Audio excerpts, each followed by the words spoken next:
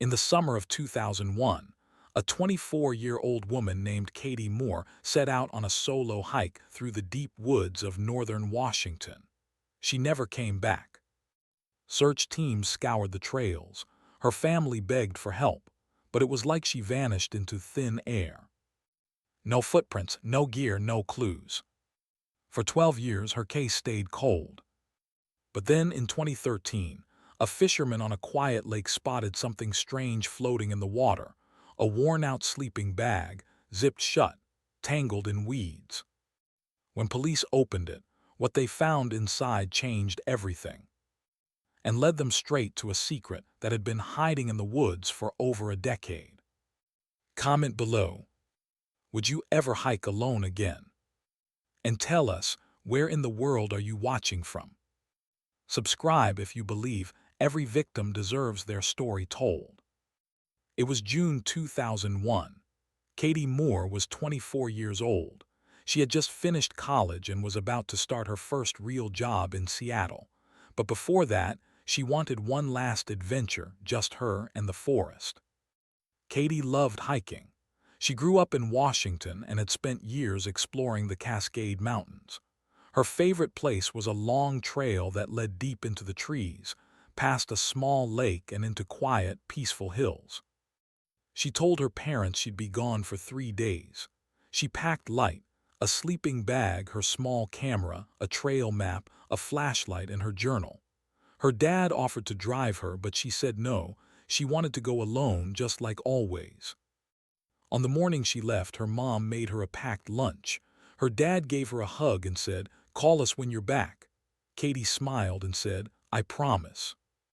She drove her old red car up to the trailhead, parked in the gravel lot, and locked it up.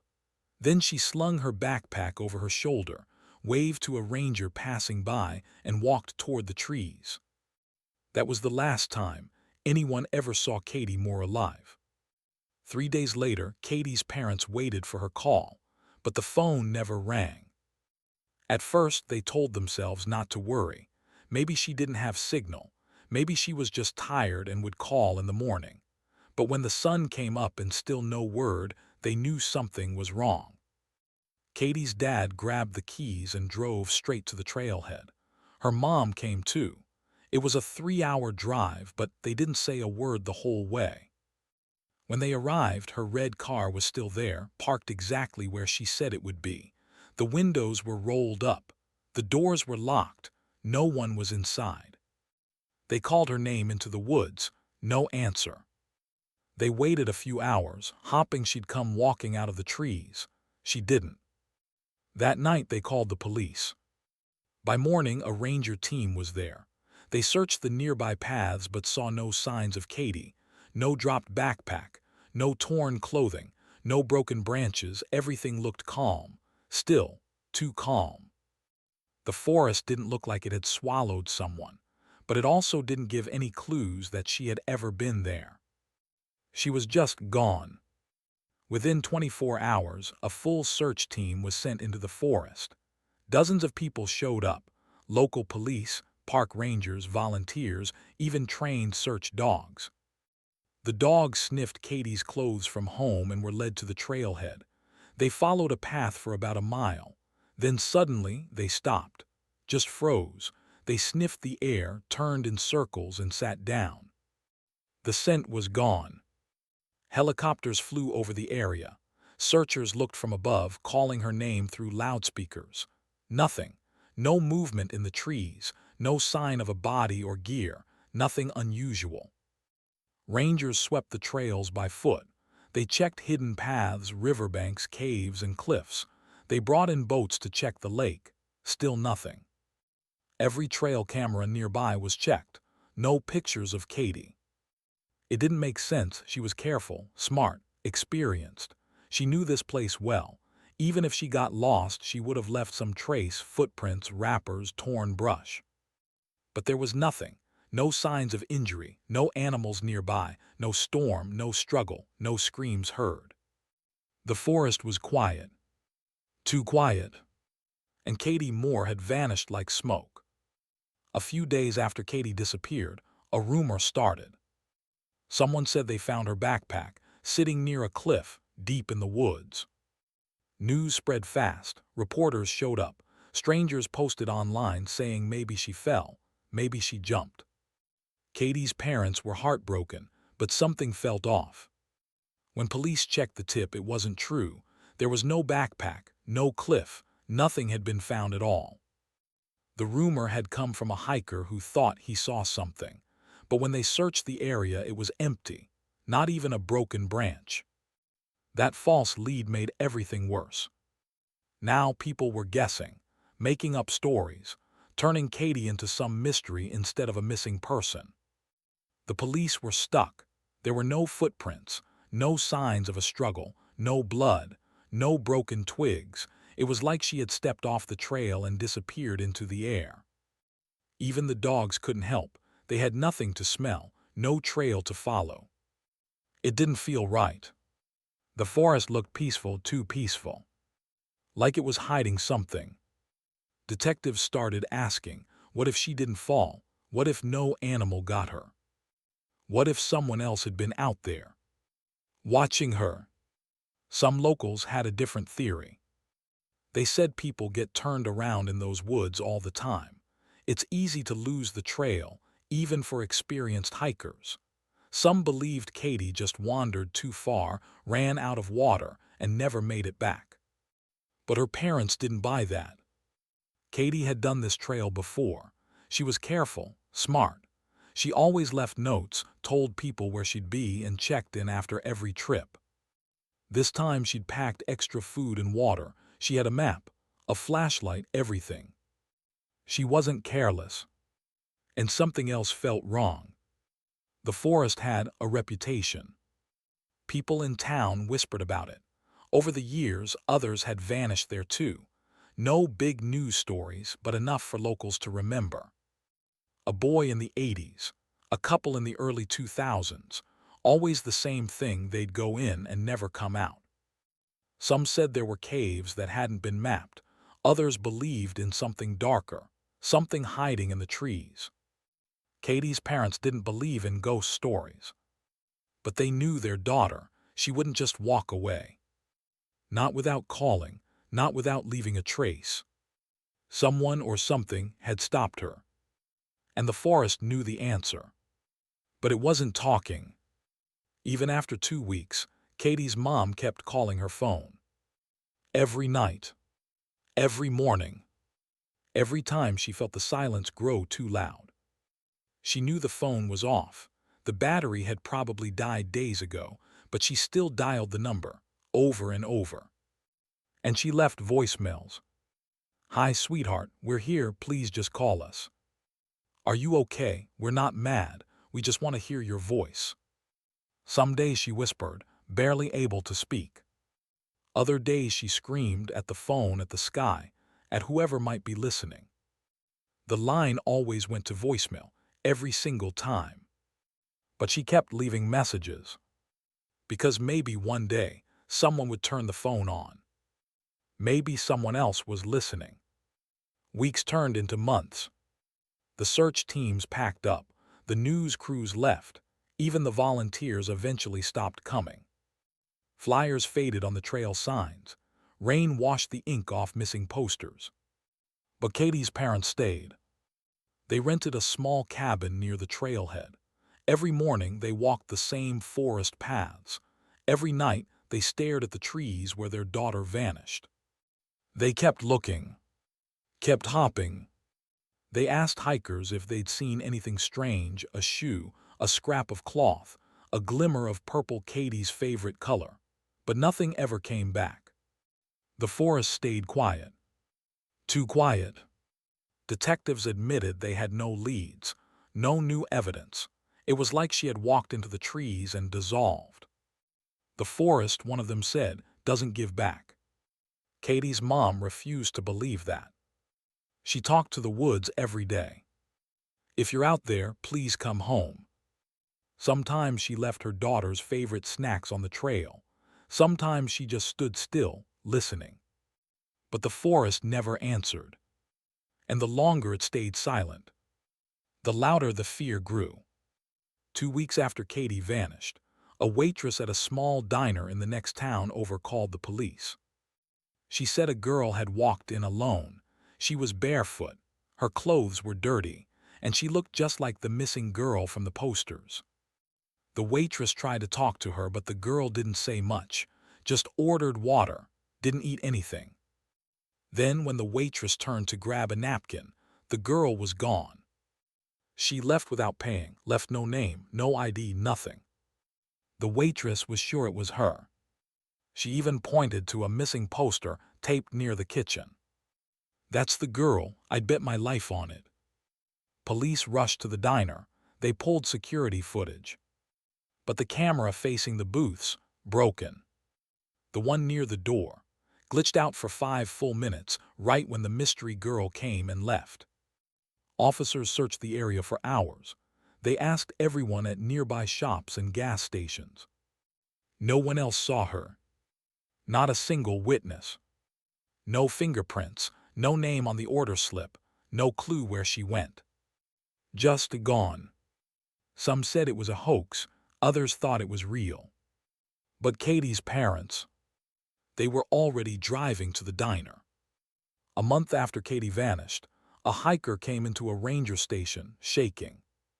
He said he saw something strange about 10 miles deep in the woods, way off the trail. No signs, no path, no campsites.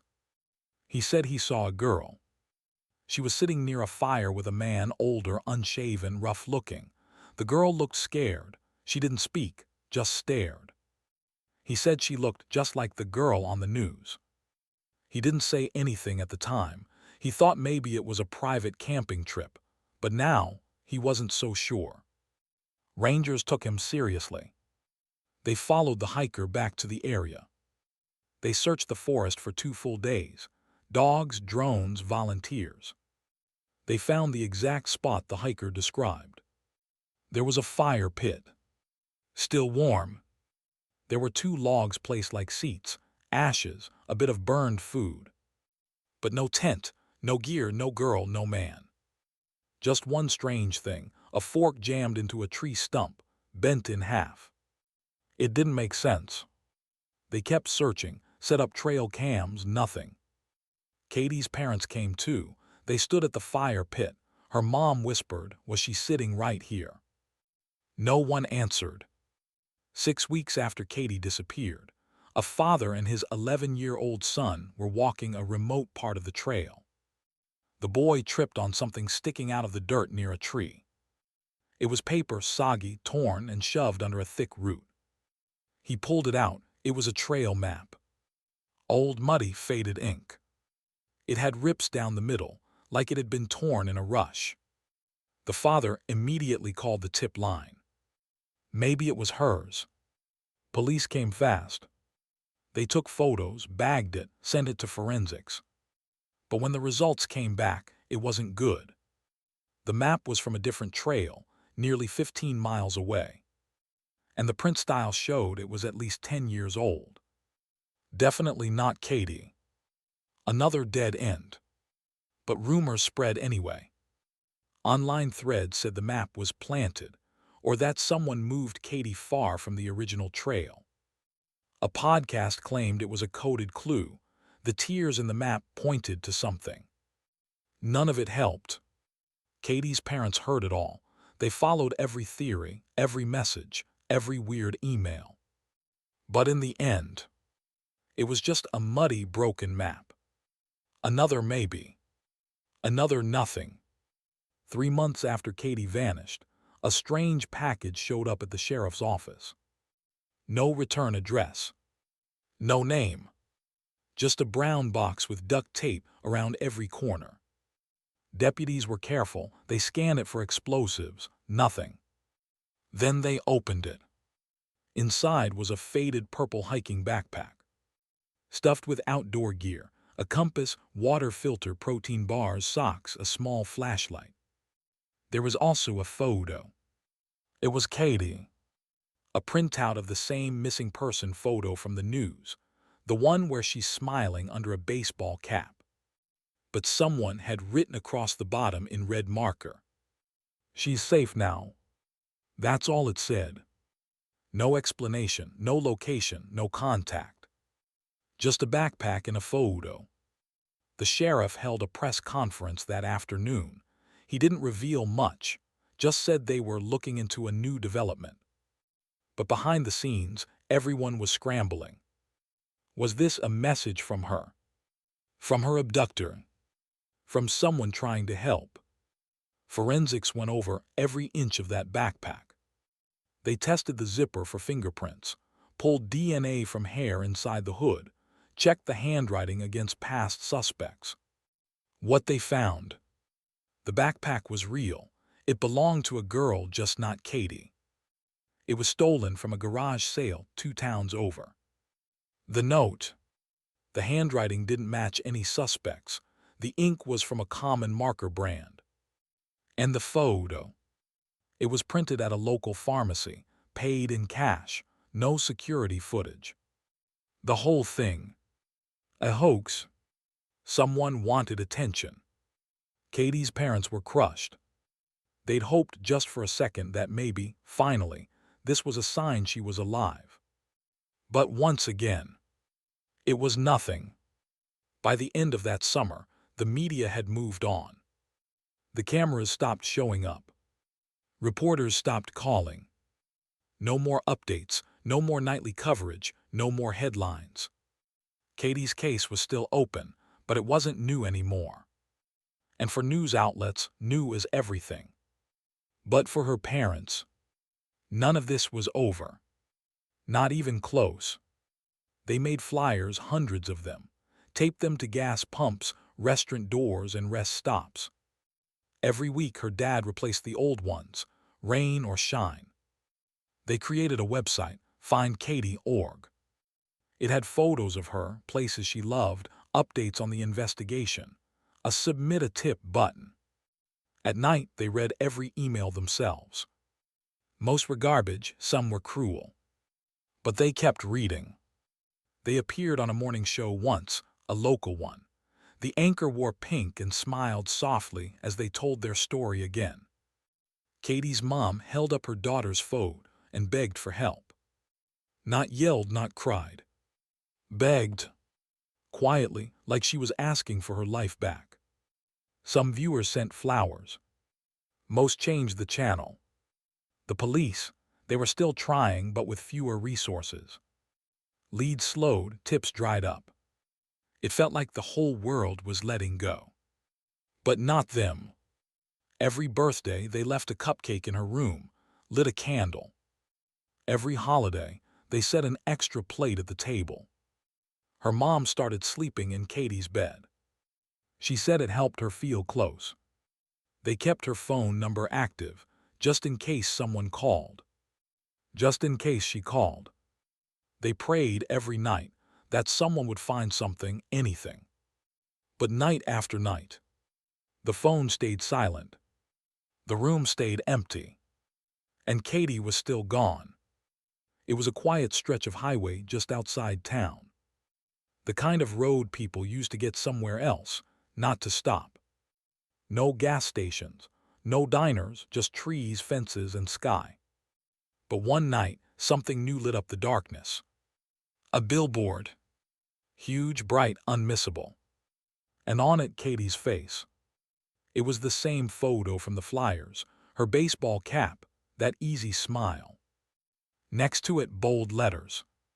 Missing Katie Holland, age 24. Tip line, 1-800-FIND-KATA.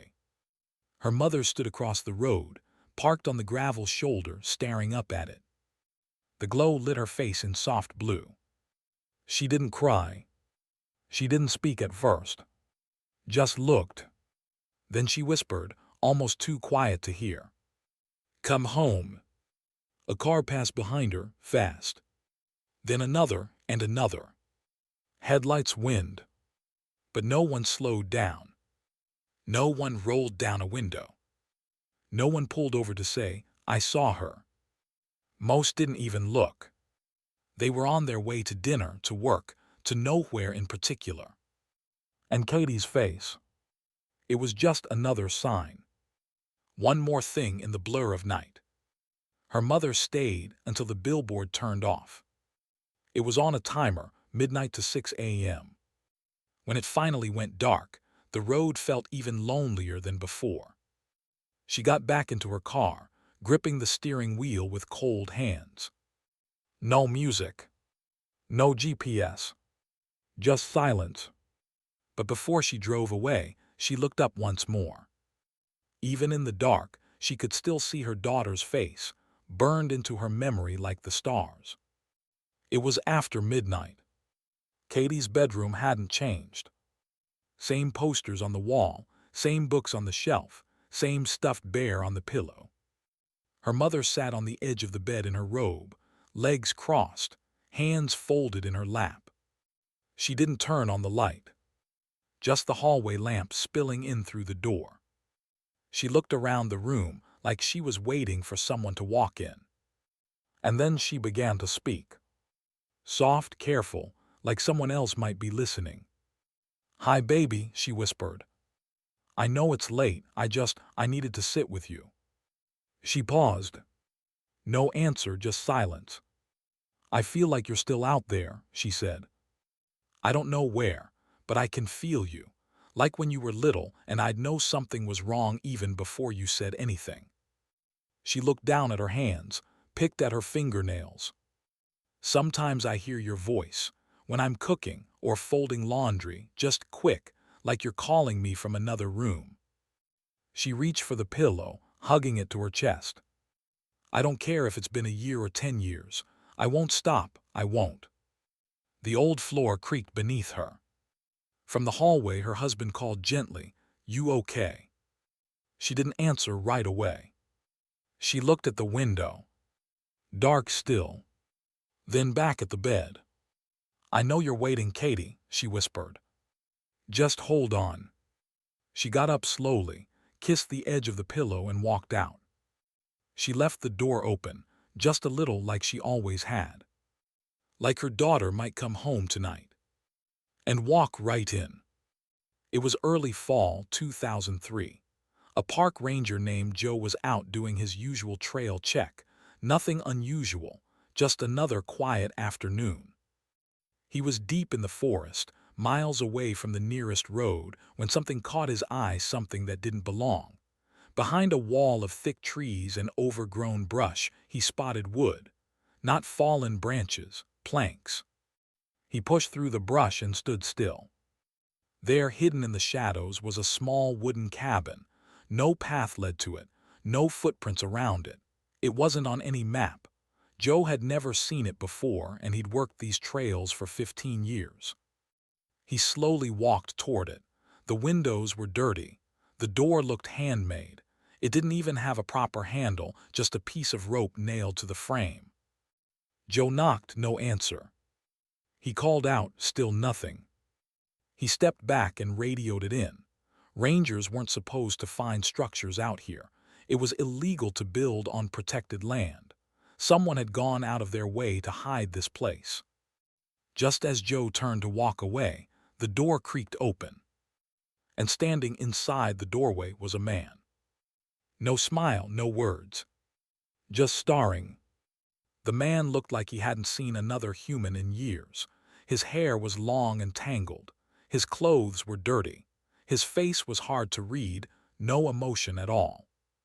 Joe asked if he was okay. The man nodded slowly. Joe asked what he was doing out here. The man said quietly, "Just living." Joe asked for his name. The man smiled just a little. Then he said, "The trees know who I am." Joe didn't know what to say. He asked again, did he have any ID, a driver's license, anything. The man shook his head. "I don't need that stuff anymore." Joe asked how long he'd been living in the cabin. The man said, "Long enough." There was no electricity, no water, just shelves full of canned food, a sleeping bag, and some old camping gear. No phone, no maps, no personal photos, no notes. Joe backed out and radioed again. This was more than just a hidden shelter now. It was starting to feel off. 2 other rangers arrived an hour later. They asked the man the same questions. He gave the same answers.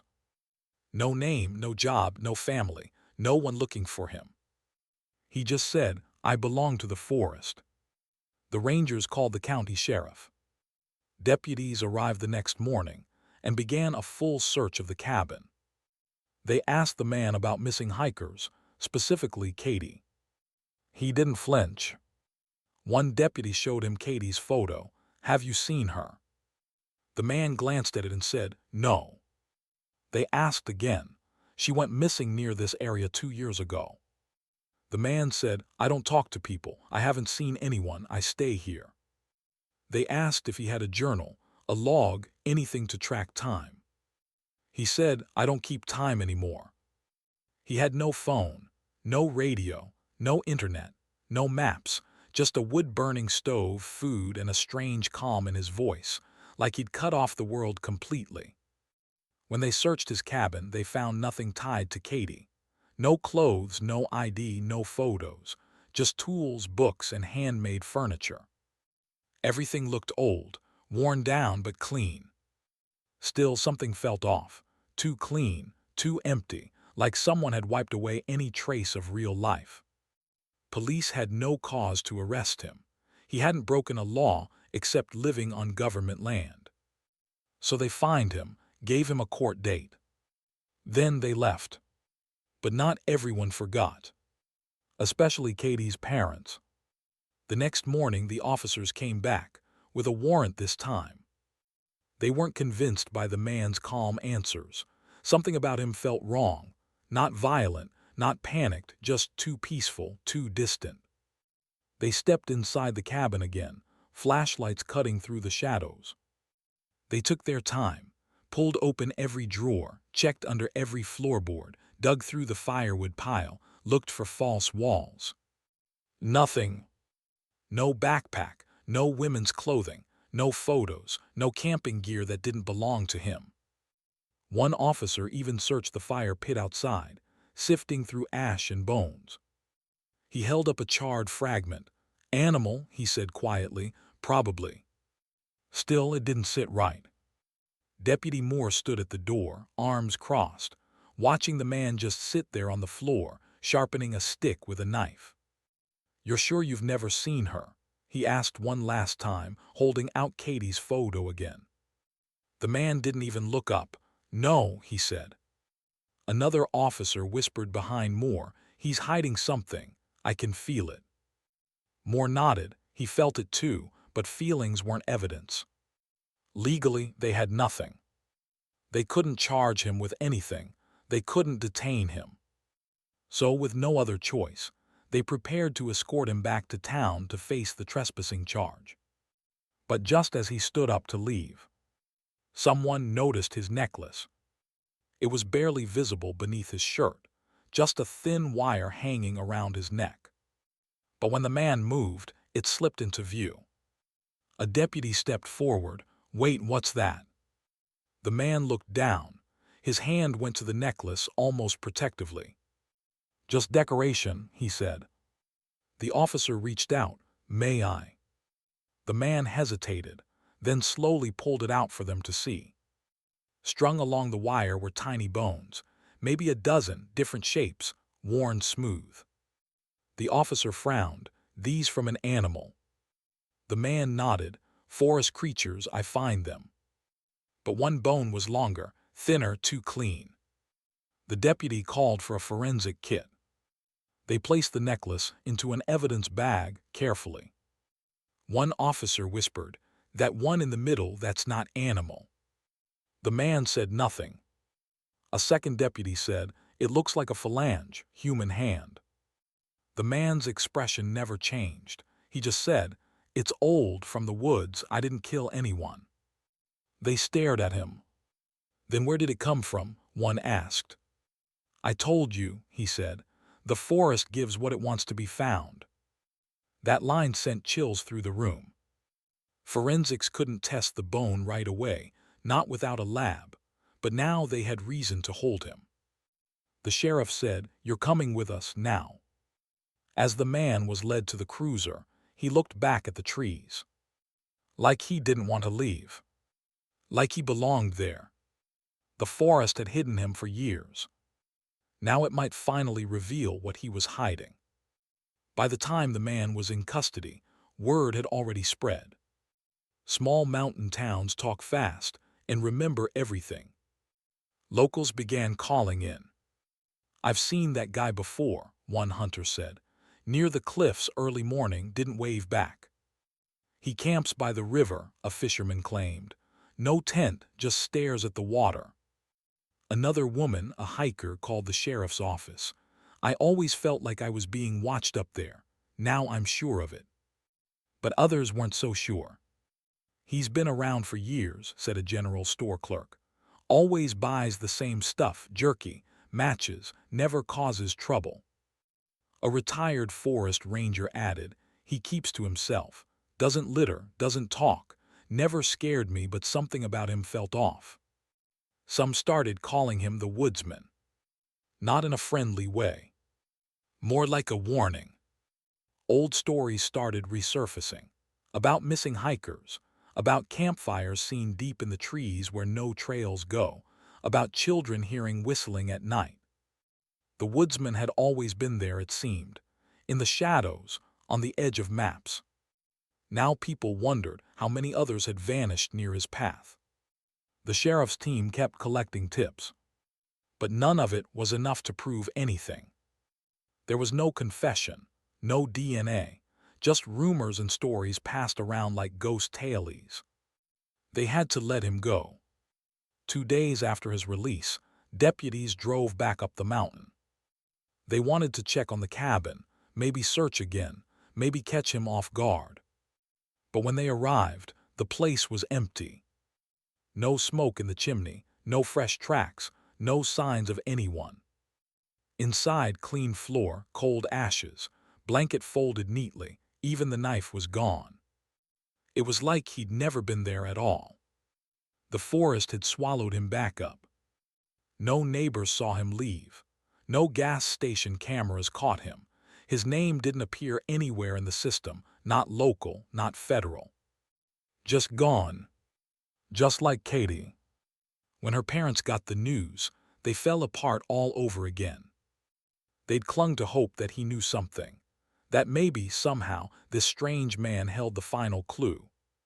But now he was gone, and with him maybe the truth. Katie's mom stared at the photo of the necklace in the evidence folder. "She's out there," she whispered. "I know it." But once again, they were back to the beginning. A girl missing. A family broken.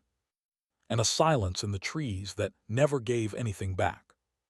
It's a cold morning in October 2013.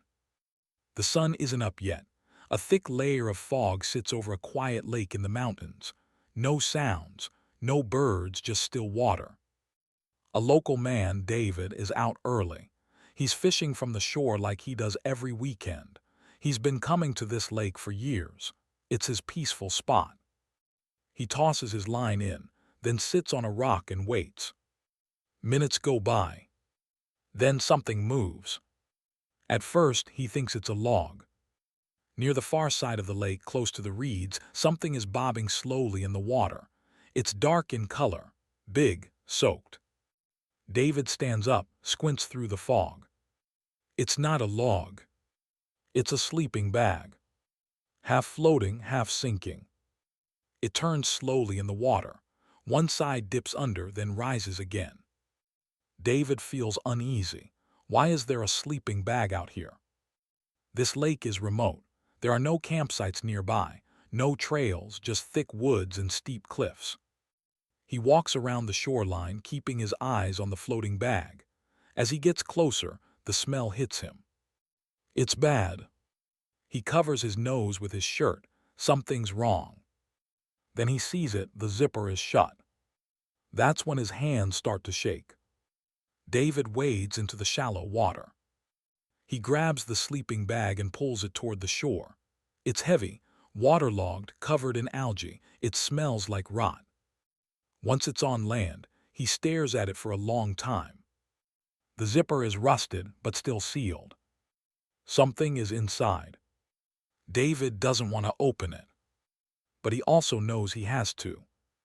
Hands trembling, he kneels down and pulls the zipper. It sticks halfway, but he forces it down.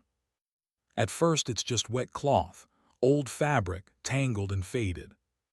But then, bones. A full arm, small and thin, curled up tight. He falls backward. The skull is next. It rolls slightly toward the opening when the bag shifts. The jawbone is missing, but the teeth are still there. There's clothing too, a faded hoodie, bits of denim. David can't breathe. He scrambles for his phone and calls 911. I found something, a sleeping bag, a body. Human, I think. I don't know how long it's been there. He gives them the name of the lake. Then he just sits there, in the fog, staring at the bag. He doesn't fish again after that day. Sheriff's deputies arrive first. Then crime scene vans, then the coroner. They tape off the whole area and bring in dogs, divers, and drones. The sleeping bag is carefully moved, placed in a sealed container, and sent for testing. The entire lake becomes a crime scene. Back at the lab, forensics teams begin their work. The bones are cleaned and scanned. The clothes are analyzed. DNA is tested, but it's the teeth that give them the answer first. Dental records are pulled, compared, matched. It's Katie Moore, the girl who vanished in 2001 while hiking alone. The girl who left her tent and never came back. 12 years later, she's finally been found by accident in a remote lake no one ever searched. Her family is contacted right away. Her mother answers the phone. She falls silent, then starts crying. Her father can't speak at all. They'd held out hope for years, that maybe Katie had run away, that maybe she was living off-grid, maybe still alive. Now it's over. The sheriff reopens the case immediately. Because this isn't just a found body. This is a murder. Sleeping bags don't zip themselves shut. And Katie didn't drown by accident. When the sleeping bag is fully opened, the investigators freeze. Katie's body wasn't just stuffed inside. She was positioned.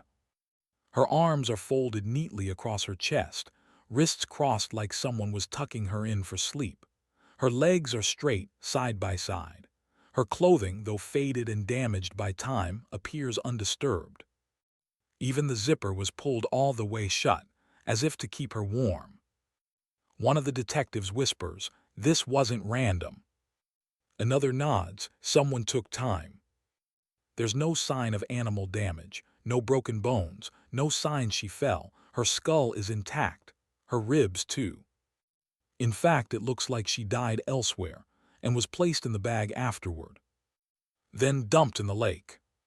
And here's the part that haunts investigators most. The body floated up, meaning for 12 years it had been weighed down. Something had been holding it underwater. Rocks likely, maybe tied with rope. But now, after a decade of water decay, those weights had loosened, and the bag slowly rose. But that meant someone didn't just kill Katie. They tried to erase her, hide her in a place no one would ever look.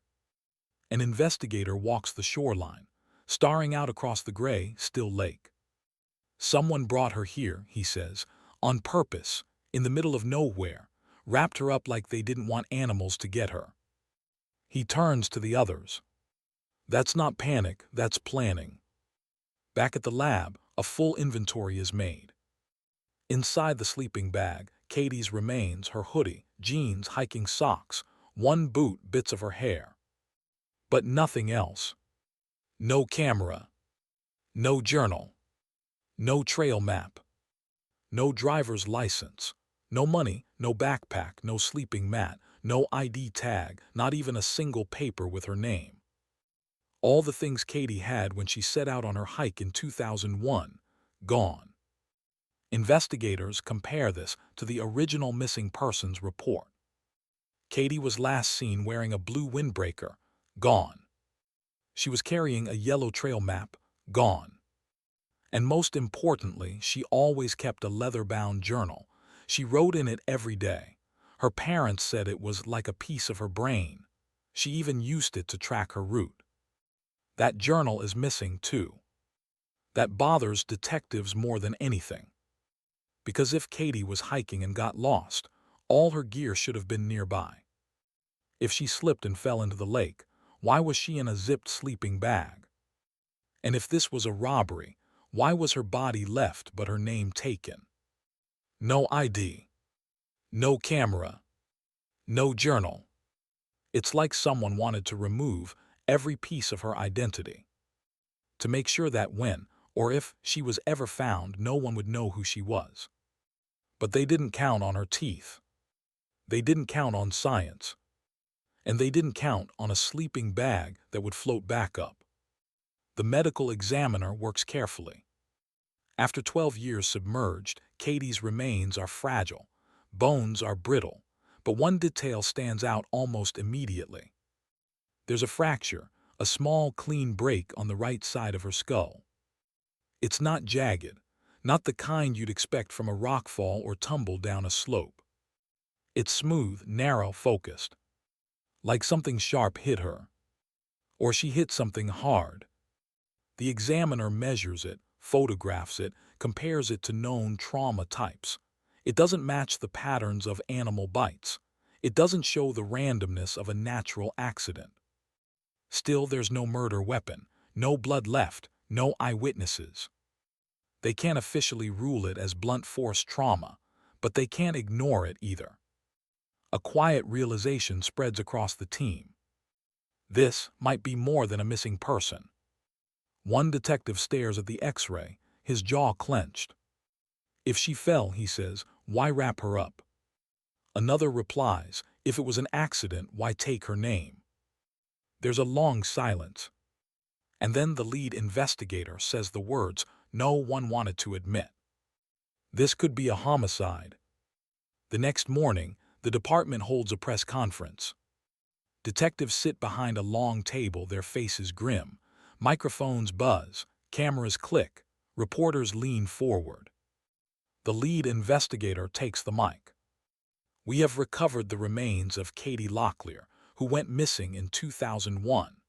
Her body was located inside a submerged sleeping bag in a remote lake in northern Montana. He pauses. We are now treating this case as a possible homicide.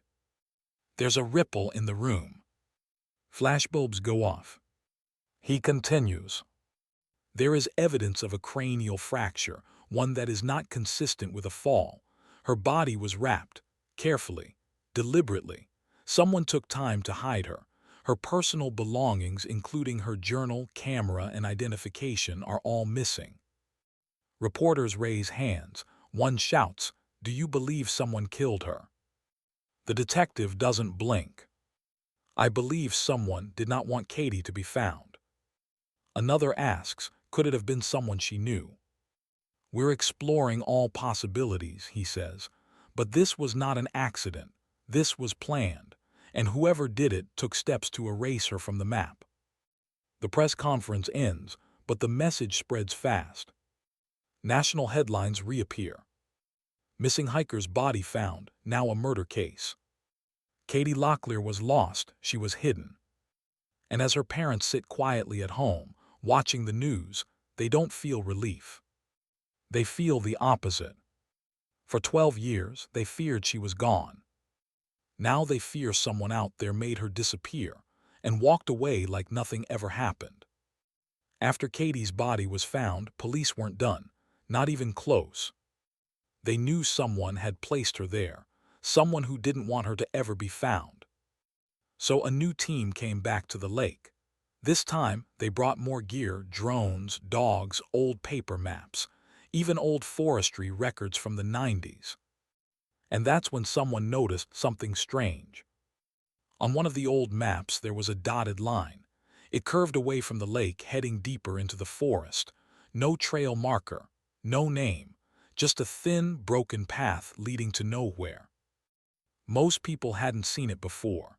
It didn't show up on Google Maps, and it didn't show up in the drone footage, not at first. But when the drone flew higher over the tops of the trees, one of the techs spotted it, a break in the green. A line.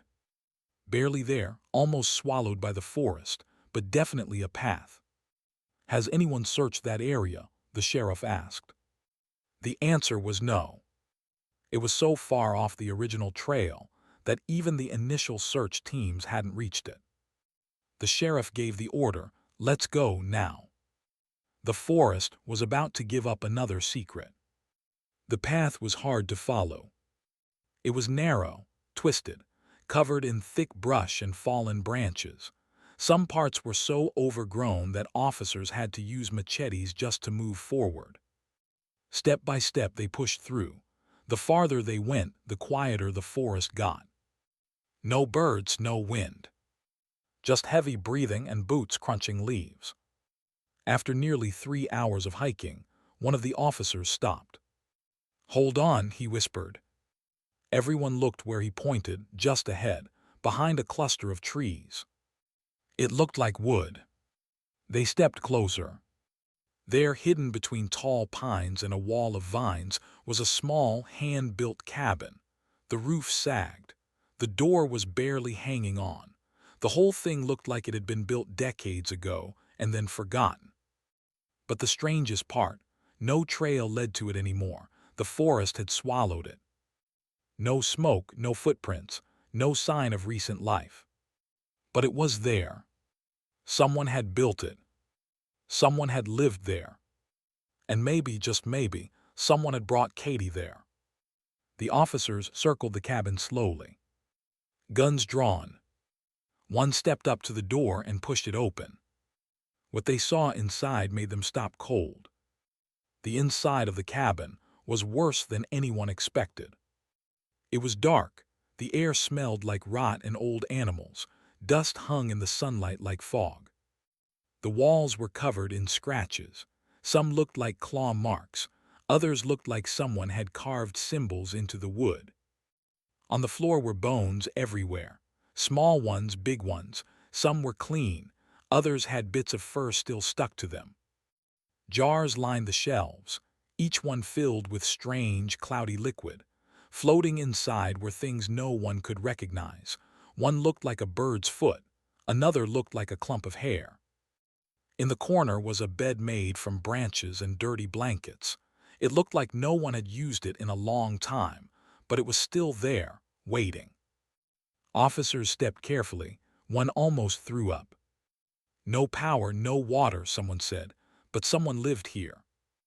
Behind the bed was a nailed-shut box. Inside, knives, dozens of them, each one different, all of them rusted. There were no photos, no names, no signs of Katie. But everyone felt it.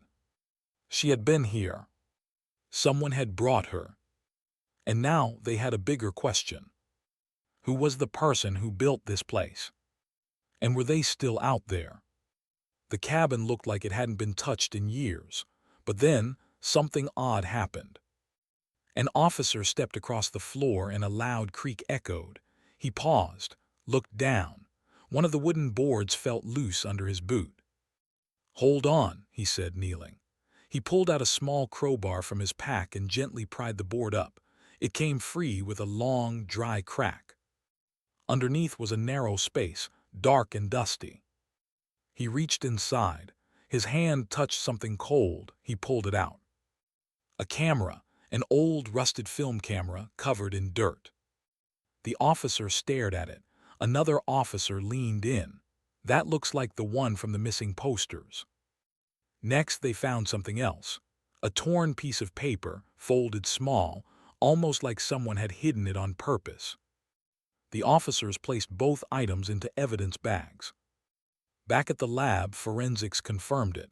The camera belonged to Katie. So did the torn paper. It had her fingerprints. Everyone at the station went quiet. Katie had been here. And someone had hidden the proof under the floor. Now they had one more question. What was on that film? Back at the lab, the evidence team carefully opened the camera. They removed the roll of film. It was old, soaked, and badly damaged. They tried to clean it, dry it, scan it. But it was too far gone. The images were lost. no way to tell what Katie had photographed. But the journal page, that was different. Even though it was torn and wrinkled, the writing was still there, shaky, small, and rushed. A tech read it aloud in the room, just one sentence. "There's a man watching me at night." Everyone froze. It wasn't just fear in her handwriting. It was urgency, like she had written it quickly, maybe while hiding. Detectives looked at the paper again. There were faint markings, a smudge, like dirt or ash. It looked like she had been somewhere dark when she wrote it.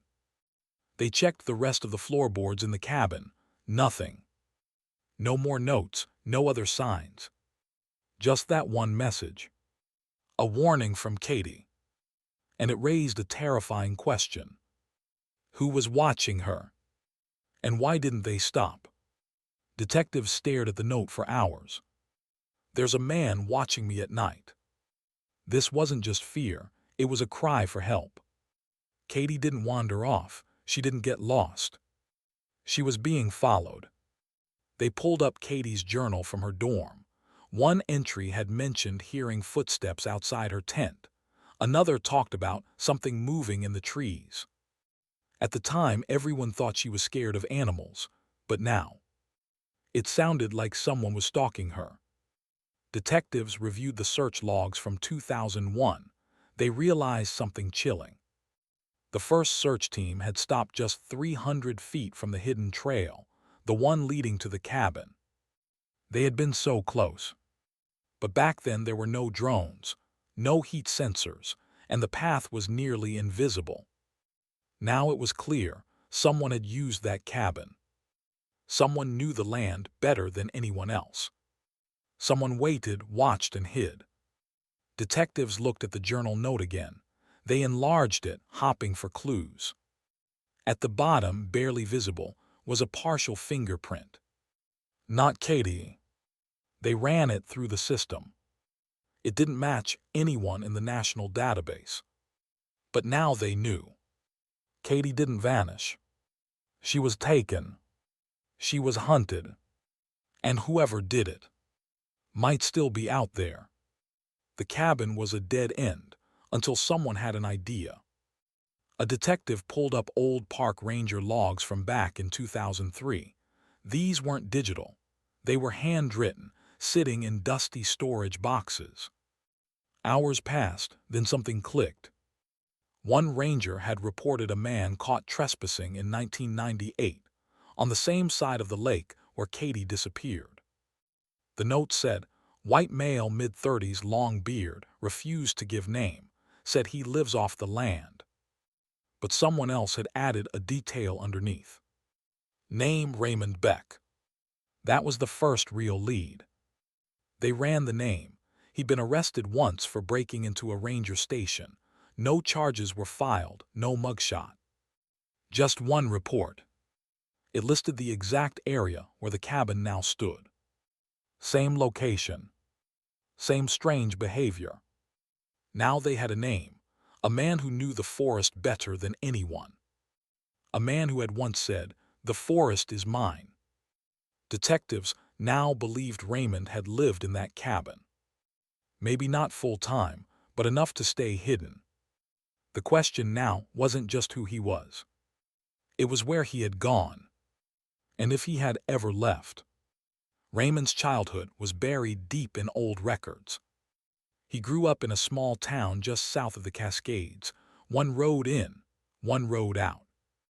Raymond was the older of two brothers. In 1979, when Raymond was 12, he went camping with his family. His little brother Jason was 9. They were both playing near the river when Jason suddenly vanished. No one saw what happened. The family searched for days. Local rangers, volunteers, dogs. No one found anything. Jason was never seen again. That moment shattered the family. Raymond was never the same. He stopped talking in school, started walking into the woods alone. By 16, he had dropped out. By 20, he was completely off the grid. There were no phone numbers, no job records, no driver's license. Just rumors. Hikers would sometimes spot a man deep in the trees, quiet, watching. Locals called him the ghost of the Cascade. Some thought he was dangerous, others said he was just lost. Detectives believed that after losing his brother, Raymond had gone into the forest and never truly came back. Detectives visited Raymond's old town. It was tiny, barely 200 people, but they remembered the Beck family. One man said Raymond was always a little off. He never smiled, never played with other kids. After Jason died, it got worse. People said Raymond talked to himself, wandered outside barefoot, even in winter. He hated loud noises, hated crowds, but he loved the forest. He once told a teacher, "That's where I feel safe." Raymond built small shelters in the woods, one near a lake, another behind a school. He refused help from anyone. One woman remembered him yelling at her for giving him soup. He screamed, "I don't need your food." Others said he believed the forest had rules, rules no one else understood. He would draw strange maps in the dirt, talk about paths no one can see. It was like the forest wasn't just home to him, it was a whole other world. Detectives now believed Raymond had been living out there for decades. Not just surviving, but hiding, watching, waiting. And if he was still alive, he knew how to never be found. It had been quiet for weeks. But then a call came in. A solo hiker had been passing through the North Ridge thick forest, no trails, when he spotted something strange in the distance. Smoke. Just a faint column rising through the trees, too controlled to be a wildfire, too isolated to be random. He marked the coordinates and called it in. The area was 15 miles from the lake where Katie's sleeping bag had surfaced, way off any trail, near nothing, but it matched something from the old ranger maps, an abandoned hunter's shack last used in the 1970s. A team was dispatched immediately. They didn't drive, they had to hike in. Dense trees, no cell service, 4 hours on foot. When they finally reached it, there it was. The shack looked like it had grown out of the earth, rotting wood, rusted tin roof, vines curling through the cracks, but there was fresh smoke coming from the chimney. They circled the structure, no movement, no sound. Guns drawn, they entered. But it was empty. No one inside, no recent footprints, no bags, no signs of a fight. The fire had burned low, just ash now. A single black kettle sat above it, still warm to the touch. Someone had been there. Minutes before. But they were gone now, like smoke in the trees. The officers spread out, searching the perimeter. Then one of them found something, under the bed. It was small, wooden, and sealed shut. The box was heavier than it looked, hand-carved, old, with deep scratch marks across the lid like it had been dragged. They pried it open. Inside was a bundle wrapped in cloth, and under that, women's clothing. Shirts, socks, a torn flannel with dried blood on the collar. Folded beneath them, 4 missing person ID cards. Each from a different state, different year. Different woman. All of them had vanished near national forests. Some had never been linked. Others were cold cases no one had touched in years. And at the very bottom, Katie's journal, still intact. Her handwriting was clear.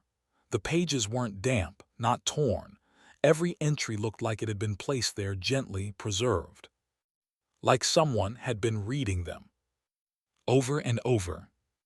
The last entry was dated the day before she vanished. But stuck between the pages was something that didn't belong. A piece of bark, and written on it in tiny letters carved with a knife. She knew. The officers didn't speak, they just stared. Because whoever put that there wasn't just collecting. They were watching. And this wasn't over. Back at the lab, DNA tests come in. It's a match. The samples found in the hidden cabin, skin cells on the blankets, hair on the floor, all belong to one man, Raymond Beck. Raymond wasn't just a name in a journal anymore. He was real. And now, police had proof that he had been inside that cabin. With the match confirmed, authorities move fast. They launch a full manhunt. Helicopters scan the forest. Drones fly over the trees. Ground teams search the trails around the lake and beyond. The area is huge. Forest stretches for miles. But now they have a face, a name, and a direction. Raymond knew the woods well. He could be hiding anywhere or gone. But police are sure of one thing: this man lived off-grid for years. He was smart, careful, and he didn't want to be found. The search spreads through the Pacific Northwest, from Oregon up to the Canadian border. Tips come in, but nothing solid. Then, almost a month later, one strange report changes everything. It's been 23 days since the manhunt began. A hiker is making his way through the mountains in northern Washington. He stops to rest near a rock wall, then hears something: slow, careful breathing. He looks closer and sees a man inside a shallow rock cave. The man is thin, his clothes are ripped, his beard is long, his eyes are blank. The hiker backs away slowly and calls the police. Within hours, officers arrive. They surround the rock formation quietly. The man doesn't move. He doesn't try to run. He just sits there, hands in his lap, staring at the ground. They move in and arrest him without a word. It's Raymond Beck. He doesn't speak, doesn't ask questions, doesn't resist. They bring him to the station, then later transfer him to a secure facility. He is under constant watch. But still, Raymond says nothing. No one knows how long he'd been hiding there. No fire, no food, just water from a stream nearby. He had waited maybe too long. But now, the final pieces of the puzzle could finally come together. At the trial, Raymond Beck is brought in under heavy security. He walks in slowly, head down. He takes a seat and just stares. Over the next 2 weeks, the court plays the evidence for the jury. They show the journal, Katie's own words, her fear, her final line: "I think he's here." They show photos of the cabin, the bones, the jars, the dirt, the hair. They show the IDs of 4 other missing women, found under the bed. They show her sleeping bag, the one found in the lake with his DNA on it. Witnesses talk about the warning in Katie's journal, about the smoke near the shack, about the old man who lived in the trees. And through all of it, Raymond says nothing, not one word, not even to his lawyer. He never confesses, he never denies it, he just sits there silent. But the jury doesn't need him to speak. After 2 hours of deliberation, they return with the verdict: guilty on all counts. Raymond Beck is sentenced to life in prison without parole. For Katie, for the others. The silence is finally over. In court, the room went completely silent as the prosecutor opened Katie's journal. Page by page, he read the final days of her life. Katie wrote about hearing twigs snap outside her tent. She thought it was a bear at first, but then she saw footprints, human ones. She moved her camp the next day. But the sounds followed her. Every night she wrote about hearing something: heavy breathing, soft crunching in the dark, low voices that faded when she turned on her flashlight. Then one night it stopped. Her next entry was different, short, scared. She wrote, "I woke up tied up. Someone was here I can't see." She described being kept in a small, dark space. No windows, no noise outside, just the sound of someone breathing near her. She tried to break the lock on the door. She scratched at the walls. She screamed. No one came. The last page in the journal said, "He left the door open. I'm going to run." That was the last thing she ever wrote. Forensics later confirmed her skull had been fractured. Her mother had always feared she was hurt badly. Now she knew. Katie had tried to escape. And Raymond had stopped her. The biggest question was, why? Why was Katie's body sealed in a sleeping bag? Why dump her in a lake 12 years later? The court brought in criminal psychologists. They said something chilling. Raymond didn't get rid of Katie right away. He kept her. He moved from cabin to cabin, and Katie's body went with him. Police believe he may have hidden her in storage rooms, sealed crawl spaces, or under floors. But something made him panic later. Maybe new people started hiking that area.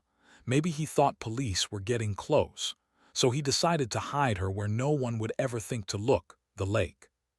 He placed her in the same sleeping bag she'd carried into the woods.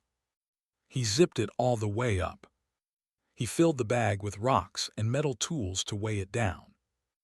Then one night he drove to the far side of the lake, where the road curved out of view. He rowed out in a small boat, quiet, alone. And he let the bag sink. Experts say he never thought it would float up. But after all those years, it did. And that mistake, that one moment, exposed everything. At the sentencing, Katie's parents sat in the front row. They finally had answers, but they didn't feel any better. The truth hurt even more than the years of not knowing. When the judge asked if anyone wanted to speak, Katie's mom stood up. Her hands were shaking as she walked to the front of the courtroom. She looked straight at Raymond. "You took my daughter," she said, "and for 12 years we waited by the phone, hoping it would ring." She held up a photo of Katie as a little girl, smiling in her school backpack. "She was brave, she fought to stay alive, and you made sure she didn't come home." Her voice broke. "We got answers," she whispered, "but we'll never sleep again." The courtroom was silent. Katie's dad didn't speak. He just sat still, holding his daughter's journal close to his chest. The judge sentenced Raymond Beck to life in prison. No chance of parole. But as he was led away, Raymond didn't react. Not once, not a blink, not a word. For Katie's parents, it was finally over. But it wasn't closure. They left the courthouse holding hands. They had the truth. But they didn't have Katie. After the trial, investigators returned to the cabin.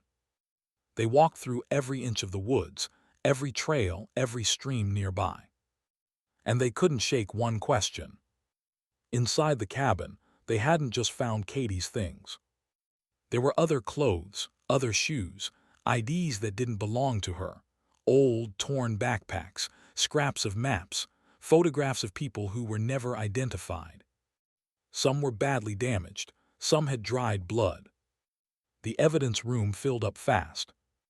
Detectives started digging into cold cases, old files of missing hikers, campers, and runaways from all over the Pacific Northwest. Some matched the items found in the cabin, but most didn't. The cabin was deep in the woods. There were dozens of lakes nearby, caves, ravines, abandoned logging roads. One ranger said it best, "This place could hide anything."